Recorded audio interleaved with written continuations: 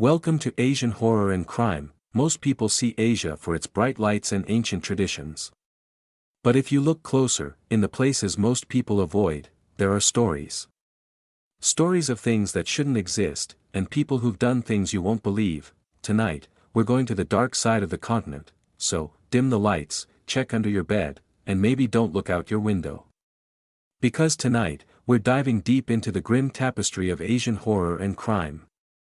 Stay scared, folks.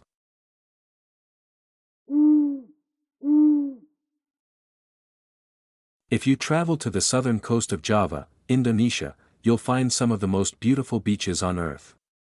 White sands, turquoise water, and world-class surfing.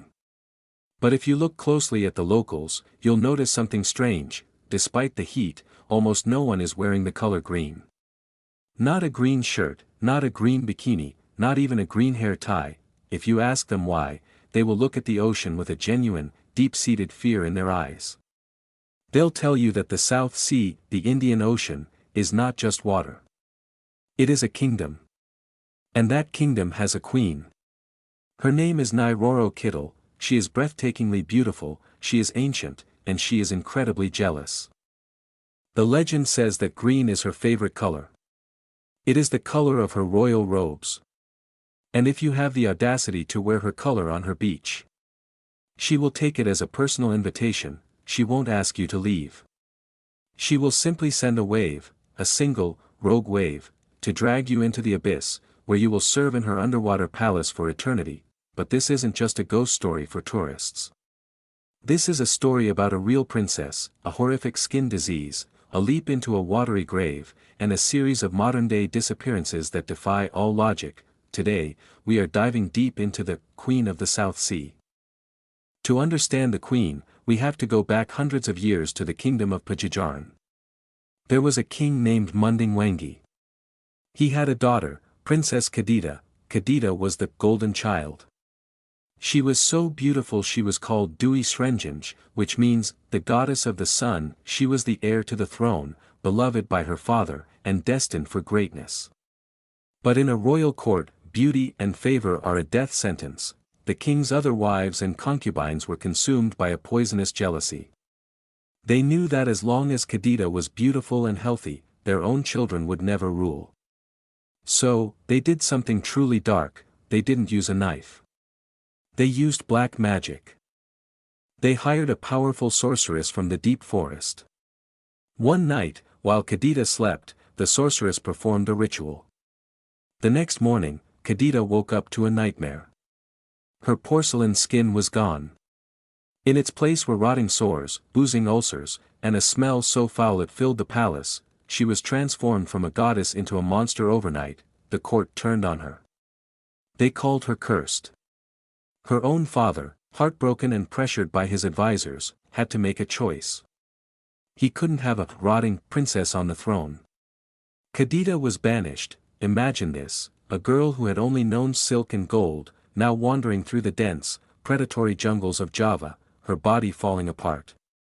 Being hunted by wild animals and mocked by the wind. She walked for days, heading south, until she hit the edge of the world. She reached the cliffs of the South Sea. The waves were roaring like a hungry beast. The legend says she heard a voice in the wind telling her, "Jump. Cleanse yourself in the heart of the ocean," and so, she jumped. She plummeted hundreds of feet into the churning, violent foam. But Kadita didn't die. As soon as her body touched the salt water, the curse vanished. The sores healed. But she wasn't human anymore. She had become something primordial. She became Nyi Roro Kidul, the Lady of the South. She claimed the entire Indian Ocean as her domain. She built a palace made of coral and lost souls beneath the waves. Java's greatest kings, the Mataram dynasty, claim their power comes from her. There is a story that the first sultan, Senapati, was meditating on the beach when the ocean began to boil. Nyi Roro Kidul rose from the waves, not to kill him, but to offer him a deal. She would protect his kingdom, but in return, every sultan of Mataram must marry her in a spiritual ritual. To this day, the sultans of Yogyakarta perform annual offerings called labuan. They take the sultan's fingernails, hair clippings, and old clothes, and they cast them into the sea. It is a tribute to a wife who never ages, and never forgets a debt. If the ritual isn't done, the volcanoes erupt. The earth shakes. The sea rises. It is a blood pact that has lasted for centuries. Now, you might be thinking, that's just old mythology. Well, let's talk about the green shirt phenomenon. In Indonesia, it is a documented fact that every year, people vanish at Parangtritis Beach or Pelabuhan Ratu. These aren't just poor swimmers. These are people standing in knee-deep water who are suddenly yanked by an invisible force. There is a famous case of a group of students visiting the coast. One of them, a young man, was warned by the locals, "Don't wear that bright green jersey." He laughed. He thought it was a joke to scare tourists. Witnesses say he was standing on the sand, not even in the water, when a freak wave, a wave that didn't hit anyone else, surged up the beach. It wrapped around his ankles like a hand. He was pulled in. His friends tried to grab him, but they said the water felt heavy, like lead. His body was never found. The locals say he didn't drown. He was simply recruited for the Queen's Army. And then, there is room 308, at the Grand Indonesia Hotel in Pelabuhan Ratu. There is a room that is never booked for guests. Room 308. If you go there, you'll find it is decorated entirely in green and gold. There are offerings of flowers, perfumes, and expensive silks. It is Nyi Roro Kidul's private hotel room on land. Security guards and hotel staff have reported seeing a beautiful woman in green walking into that room at 3 a.m. They hear the sound of waves crashing inside the hallway, miles from the shore. People who have snuck into the room to take photos have reported their cameras failing, or later seeing a shadowy, regal figure standing right behind them in the reflection of the mirror. There's a story from 2014 about a young man who decided to test a local taboo. He went to the beach wearing a bright green shirt, a color strictly forbidden in the Southern Sea. Now, you'd expect a massive rogue wave to sweep him away, right? But that's not what happened. The water was eerily calm, barely reaching his ankles. But then, right in front of his friends, he suddenly jerked downward, as if something beneath the surface had grabbed his ankles with superhuman strength. He vanished. 3 days later, his body was found in a spot that made no sense given the ocean currents. But here's the kicker, his skin was pristine.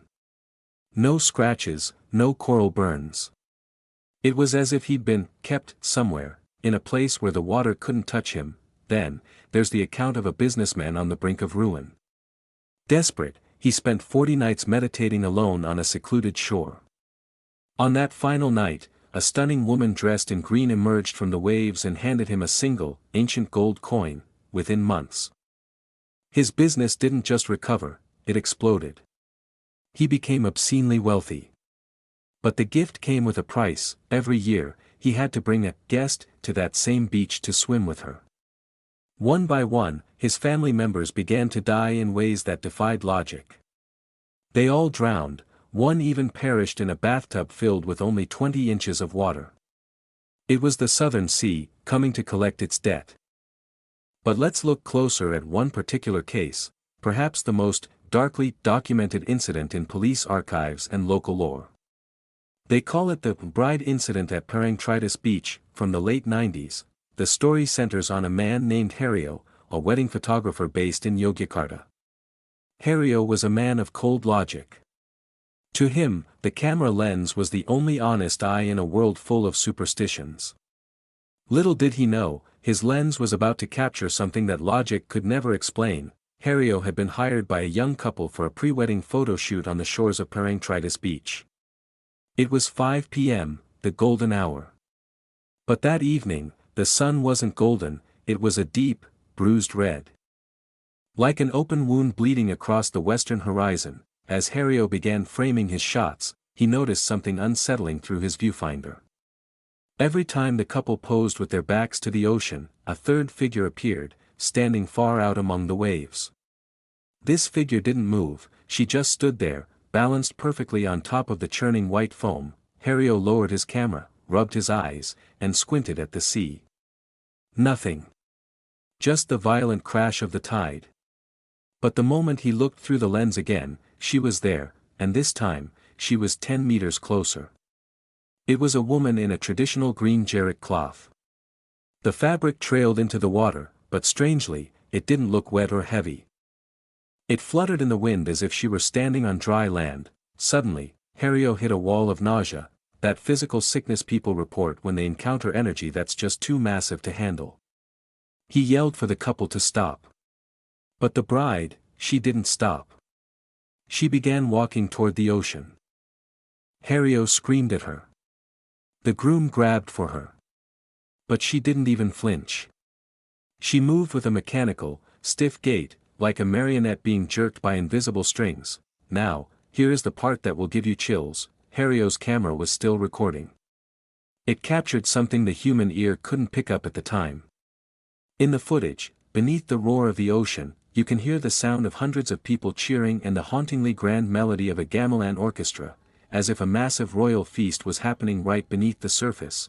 When the water was only ankle deep, a tiny wave, barely even a ripple, rolled in. Logically, it should have just dampened her feet. But the second that water touched the bride, she was yanked backward as if a heavy hawser rope had snapped around her waist. Hario and the groom lunged into the surf. They managed to grab her hands. Hario later testified that holding her skin didn't feel like touching a person, it felt like holding a block of ice coated in grease. He looked down into the water, which was only 20 centimeters deep, and he swore he saw dozens of pale, bloodless hands erupting from the sand, clawing at the bride's dress, dragging her into the rip current. In a heartbeat, she was gone. She wasn't swept out to sea, she was swallowed by the earth beneath the waves. The bride was never seen again. Search and rescue teams combed the area for 7 days with zero results. But a month later, Hario finally worked up the courage to develop the film. In one of the last photos taken before the incident, the bride is smiling at the camera. But if you zoom into the reflection in her eyes, you don't see Hario. You don't see the beach.